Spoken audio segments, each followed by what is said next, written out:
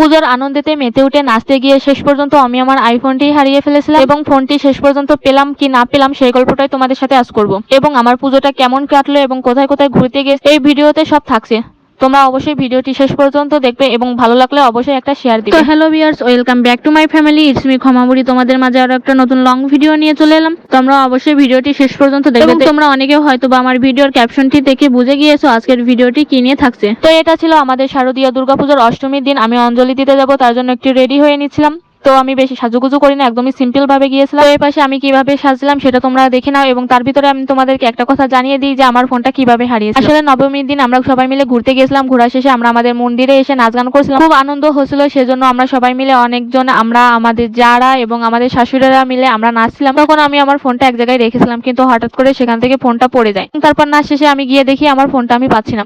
তখন খুব খারাপ লাগছিল ভাই, আর এতটাই খারাপ লাগছিল মনে হলো যেন আমার দেহ থেকে আমার আত্মাটাই বেরিয়ে গিয়েছে। তো আর কি অনেক খোঁজাখুঁজি করার পরও পাচ্ছিলাম না, তাই আর কি মন খারাপ করে বসেছিলাম।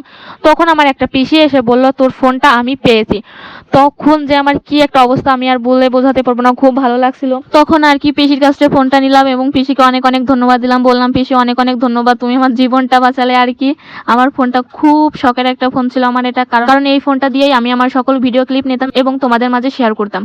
তো এটাই ছিল আমার আইফোন হারানোর গল্প। তো আর কি দেখো গল্প করতে করতে আমার সাজাগুজো কিন্তু হয়ে গেছে। আমি বেশি সাজি না, একদম সিম্পল ভাবে সেজেছিলাম। এবং তোমরা আমার মাথার এই বটা দেখে কেউ আবার অন্য কিছু ভেবো না, এটা হচ্ছে চুল কোকড়া করার জন্য আমি রেখেছিলাম, কারণ আমি বেশি পার্লারে যাই না এবং চুলটা একটু কোকড়া করার জন্য আমি এভাবে আগের দিন রাতে বটে রেখেছিলাম এবং পরদিন সকালে আমি চুলটা খুলেছিলাম। তবে সকালে স্নান করার সময় আমার চুলটা ভিজে গিয়েছিল, তার জন্য বেশি একটা কোকড়া হয়নি। তবে তোমরা যদি ট্রাই করো তাহলে চুলটা বেঁধে সারা রাত রেখে সকালে উঠে চুলটা ভেজানো যাবে না, চুলটা এভাবে বাঁধা থেকে খুলতে হবে এবং ভেজানো যাবে না, তাহলে দেখবে তোমাদের চুলও খুব সুন্দর কোকড়া হবে। তো আর কি তারপরে একটু সাজুগুজু করলাম এবং আমার বর আমাকে চুল খুলতে সাহায্য করলো। তো এখানে আবার অনেক দিদিরাই এসে বলবে হ্যাঁ কেমন মেকআপ এটা, কেমন সাজুগুজু করলে, কেমন ভিডিও করলে এটা।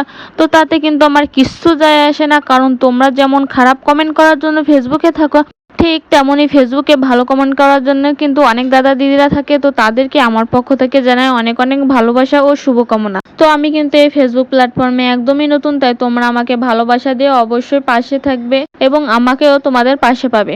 এবং আমি কিন্তু তেমন একটা লং ভিডিও ছাড়ি না এবং তেমন একটা ভয়েস দিই না, একদমই নতুন। তো তাই আমার ভয়েসে বা আমার ভিডিওতে অনেক ভুল ত্রুটি থাকতে পারে, তোমরা কিন্তু সেগুলো ক্ষমা দৃষ্টিতে দেখবে এবং আমার কোনো ভুল থাকলে আমাকে সেগুলো সমাধান করার সুযোগ করে দিবে। তো দেখতে দেখতে আমার সাজুগুজু কমপ্লিট, এখন আমরা যাব অঞ্জলি দিতে। তারপর সাজুগুজু শেষে আমরা অঞ্জলি দিতে গেলাম। এখানে কিন্তু আমাদের পাশাপাশি দুটা পূজা হচ্ছিল, এক হচ্ছে আমাদের মন্দিরে আর একটা হচ্ছিল আমার নিজের দিদিদের বাড়িতে। আমার দিদিদের একটা মানুষের পূজা ছিল, সেটাই তারা আজ দিয়েছিল এই দুর্গাপুজোতে। তো আমরা আমার দিদিদের বাড়িতে তাড়াতাড়ি অঞ্জলি হয়ে যাবে, যার জন্য আমরা সেখানে অঞ্জলি দিয়ে দিই এবং অঞ্জলি শেষে সেখান থেকে প্রসাদ নিই। তারপর আমরা মন্দিরে গিয়েও প্রসাদ নিয়েছিলাম। আর যখন আমি একটু ভালো করে সেজেছি, লিপস্টিক পরেছি, শাড়ি পরেছি, তখন একটু রং ঢং করবো না তা তো কখনো হয় না, তাই আর কি অঞ্জলি শেষে প্রসাদ নিয়ে তারপর একটু রং ঢং করলাম। আমি আমার হাজবেন্ড মিলে কিছু ফটোশুট করলাম, ভিডিও শুট করলাম, সেগুলো তোমাদের মাঝে অবশ্যই পরবর্তীতে শেয়ার করব।